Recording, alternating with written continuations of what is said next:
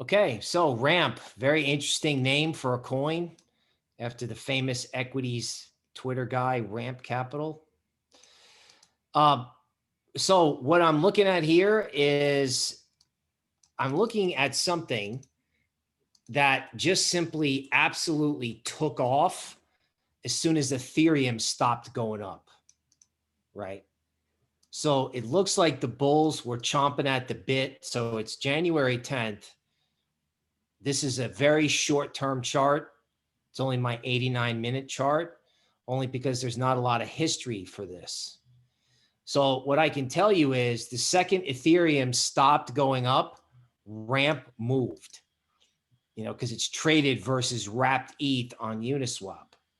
So my conclusion from this is somebody wants it.